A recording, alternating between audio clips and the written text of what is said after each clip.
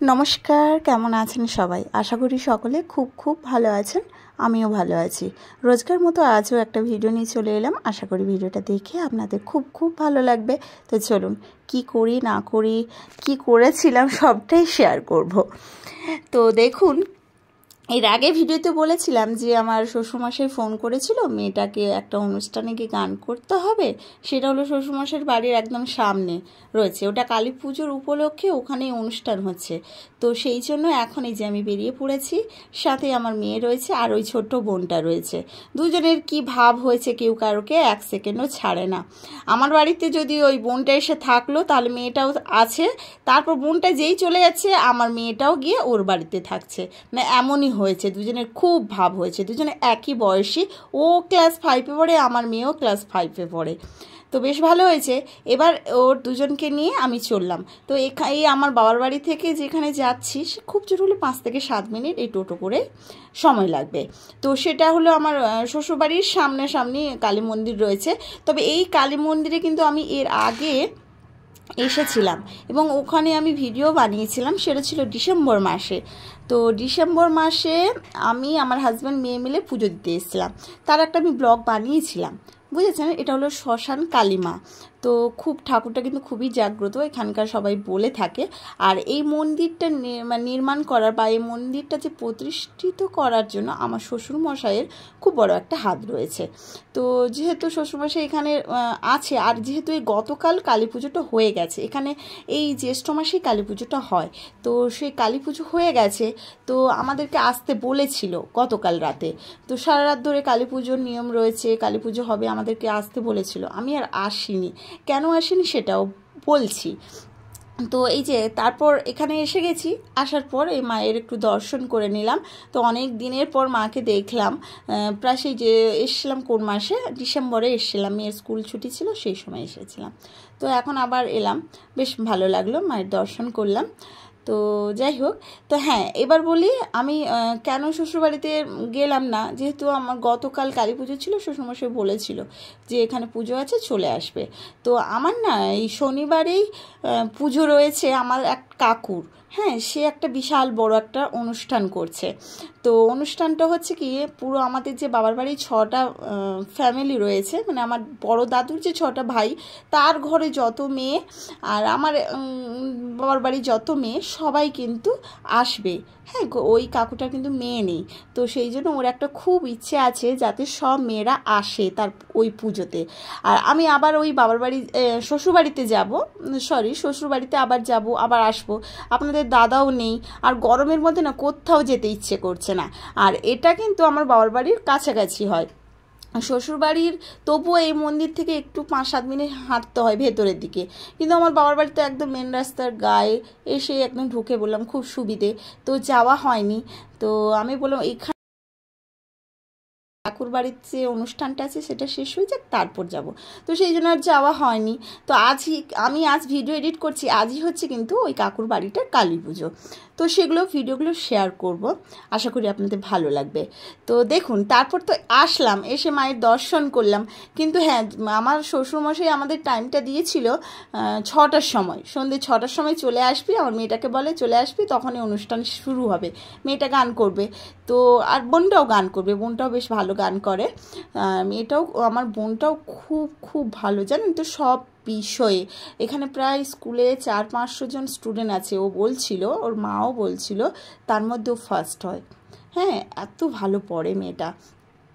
তো যাই হোক, তো আর নাচ গান যোগা সবই শেখে মেয়েটা। খুব ভালো মেয়েটা, খুব জলি মেয়েটা। হ্যাঁ, ও একদিন খুব বড় হবে, ওকে দেখে মনে হয়। তো যাই হোক ও যেন হয়।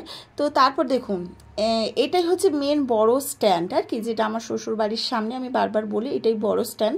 এখানকার এলাকার যত যা কেনাকাটা বা মাছ মাংস সবজি যা আনার এখানেই আসে, এটাই হচ্ছে মেন বাজার। তো সেখানেই আসলাম, এই মন্দির থেকে 1-2 মিনিট হাঁটতে হয়, তারপরে এই স্ট্যান্ডটা রয়েছে। আসার পর ওরা কিছু খেলো, আমি কিছু খাবি, ওরা বলে হ্যাঁ খাবো।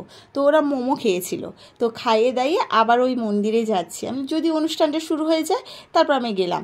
তারপর গিয়েই দেখি আমার ওই কাকিমাটা চলে এসছে, মানে ওই যে বোনের যে মাটা সে আবার চলে এসছে। সে বলে তোমার কাকু বলে তুমি ওই দুটো বাচ্চাকে নিয়ে একা ওই রাস্তার মধ্যে ঘোরাঘুরি করবে, ও খুব অসুবিধে হবে, তাই আমি চলে এসেছি, তোমার কাকু আমাকে বকলো তাই আমি এলাম। তো তারপর বেশ ভালোই হলো। তারপর ভেবেছিলাম যে আজকেই রাত্রেবেলা যদি খুব রাত হয়ে যায় তাহলে মেয়েটাকে নিয়ে চলে যাব শ্বশুরবাড়িতে। তো তারপরে বসলাম, বসে অনুষ্ঠানটা প্রায় শুরু হতে হতে প্রায় হয়ে গেছিলো 8:30টার মতো, অনেকটা রাত করে হয়েছিল। তো কাকিমা বলছিল সুমিতা তুমি তাহলে আমার সাথেই চলো, হ্যাঁ মানে আমার বাবার বাড়িতেই যেতে বলছিল। তো শ্বশুরমশাইও বলেছিল যে তুমি বাড়ি চলে যাও। আর বাড়িটা বলতে বললাম না, এই মন্দির থেকে প্রায় 6-7 মিনিট হাঁটলে তবে গিয়ে আমার শ্বশুর বাড়ি। আর বাবার বাড়ি তো টোটো একটা গাড়ি পেয়ে গেলে একদম সামনে পেয়ে যাব। তারপর আমি বললাম ঠিক আছে দেখা যাক। তারপর আমি অনেকক্ষণ এই যে বসে একদম প্রোগ্রামটা দেখলাম। তখন প্রায় বেজে গেছে করে জানেন তো, প্রায় 10:30টার মতো বেজে যায়। আমরা প্রোগ্রামে দেখি মেয়েটাও গান করে, তারপর আমার ওই বোনটাও গান করে। তো এই করে উঠতে না প্রায় তখন 10:30টা বেজে যায়। তো কাকিমারা বলে তুমি আবার যাবে হেঁটে, তারপর শ্বশুরমশাই দিয়েছে এখানকার মেম্বার আছে, শ্বশুরমশাই বিভিন্ন কাজ রয়েছে, তো আমি আবার একা যাব, কাকে ডাকবো, একটা অসুবিধার মধ্যে পড়ে যাব। আপনাদের দাদা থাকলে একরকম। তো সেই জন্য আমি আর বাড়ি না গিয়ে সোজা চলে গেলাম বাবার বাড়িতে।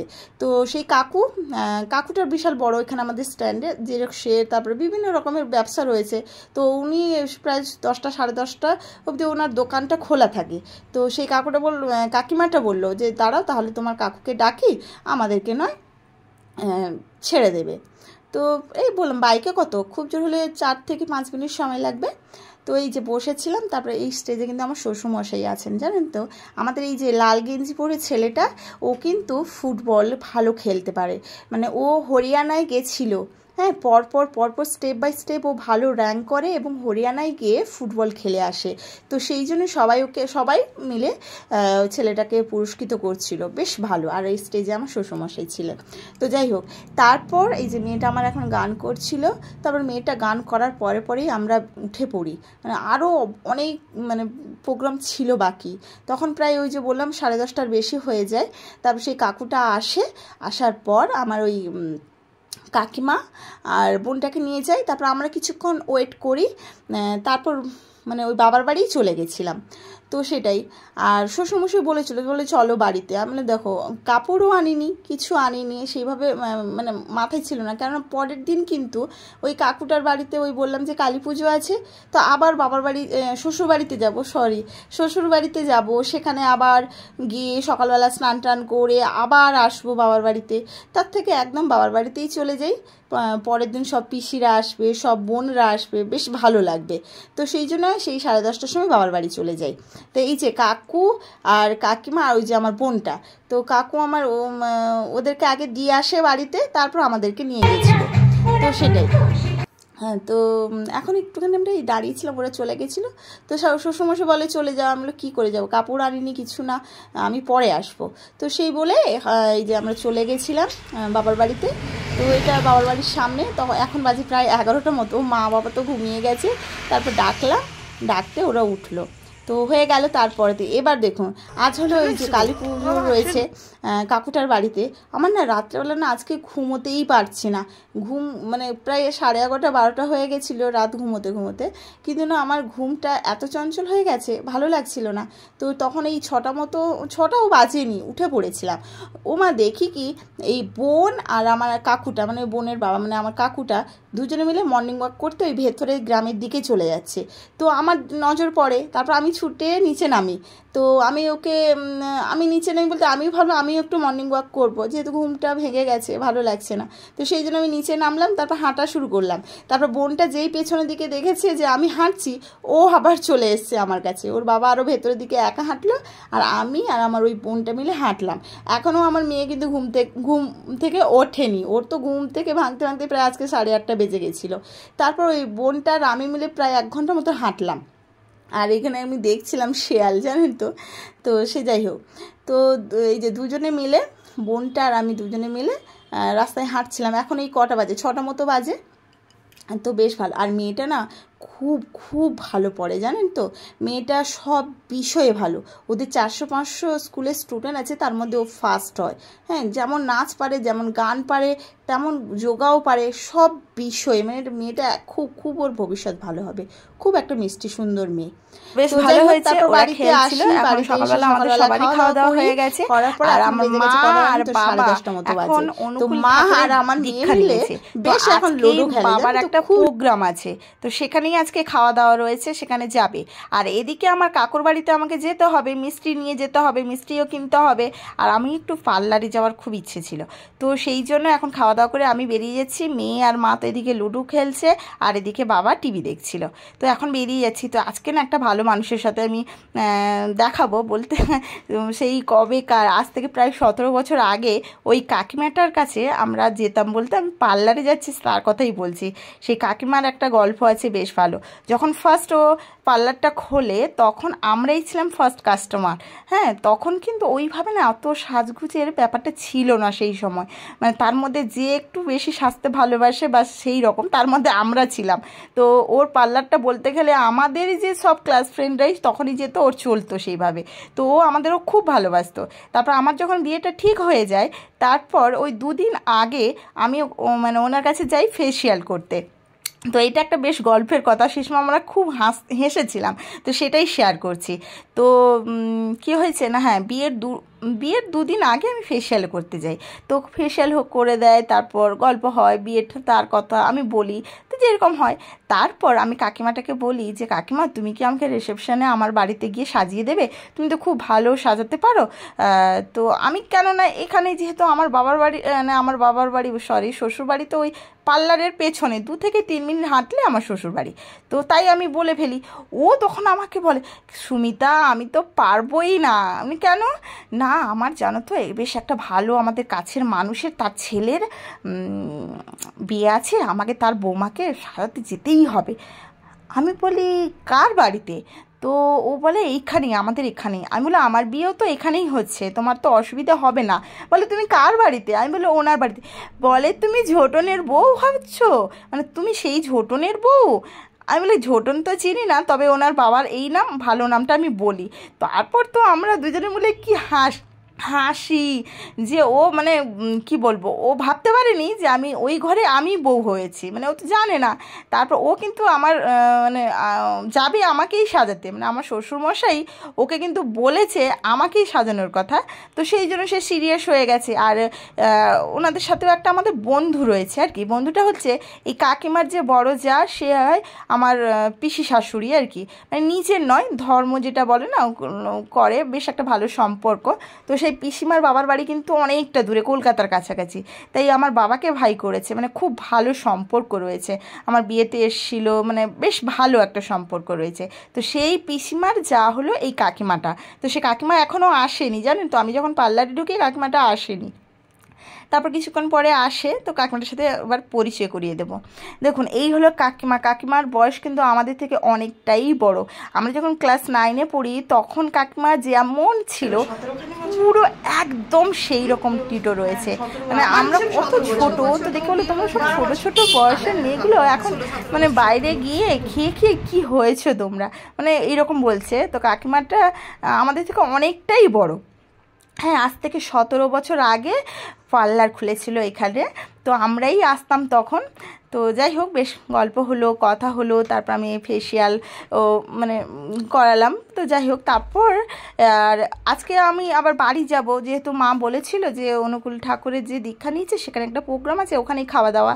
আর আমার এদিকে নেমন্তন্ন রয়েছে, আমার কাকুর বাড়িতে আমাকে মিষ্টি নিয়ে যাব, সেখানে সবাই আছে, দেখা হবে, এইরকম একটা ব্যাপার। এখানেই বাস স্ট্যান্ডে অনুকূলের আশ্রম রয়েছে। তো যারা দীক্ষিত তাদের নিয়ে আজকে একটা প্রোগ্রাম রয়েছে, এখানে খাওয়া দাওয়া রয়েছে। যে আমার মা পেয়েছে, আর মেয়েটা আমার আগেই চলে এসছে আমার মা বাবার সাথে। তো যাই হোক, ভিডিও দেখতে থাকুন, আশা করি ভালো লাগবে। তারপর কি হয়েছে দেখুন, আমি তো পার্লারে যাই, তারপর এত গল্প করি, এত কথা বলি, সময় অনেকটাই হয়ে যায়। তারপর এদিকে কথা ছিল যে আমি যদি বাড়িতে তাড়াতাড়ি চলে আসি তাহলে মা বাবার সাথে এখানেই আসবো। আর তার আগে আমি কাকুরের বাড়িতে গিয়ে মিষ্টি দিয়ে মানে ওখানে একটু মুখটা দেখিয়ে দেব, তারপর চলে আসবো, তারপর মা বাবার সাথে আবার শাড়ি পরে সুন্দর করে এখানে আসবো। এটা একটা আমার প্ল্যানিং ছিল। ওখানে যাওয়ার পর এত গল্প এত কথা হয়ে যায়, সময়টা অনেকটাই হয়ে যায়। তারপর মা ফোন করে যে আমরা যাব, 12টা বাজতে যাই প্রায়, তুই চলে আয়।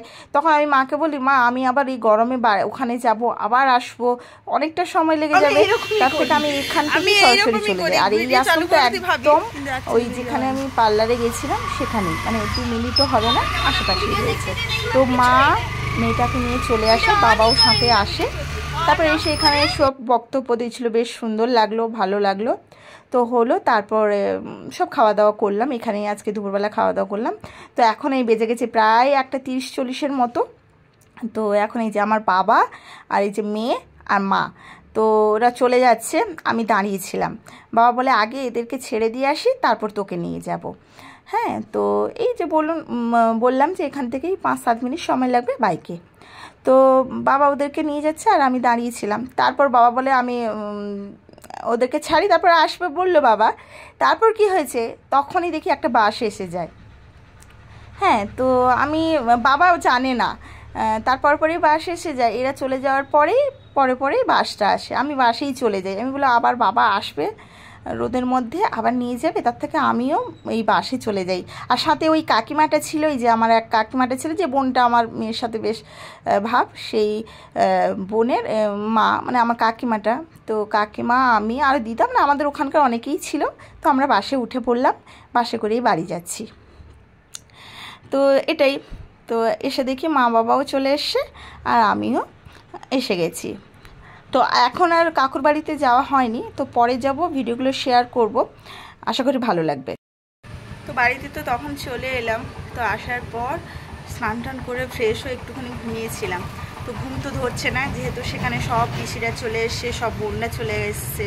আর জেনারেশনের মধ্যে, মানে আমাদের জেনারেশনের মধ্যে আমি হচ্ছে বাড়ির সবথেকে বড় মেয়ে, আর পিসিরাও আছে, তো বোনরাও সব এসছে, পিসিরাও এসে গেছে। সেখানে যাওয়ার জন্য খুবই মানে মনটা কেমন করছে, তো যেতে হবে। তো এখন 3টে মতো বাজে, আমি এবার রেডি হব। তো যাই হোক, ভিডিওটা আর বড় করছি না, জানেন তো ভিডিওটা অনেকটাই বড় হয়ে যাবে, তাই ভিডিওটা এখানেই রাখছি। আপনারা সকলে ভালো থাকবেন, সুস্থ থাকবেন। নেক্সট ভিডিওতে আবার দেখা হচ্ছে, এখনকার মতো টাটা।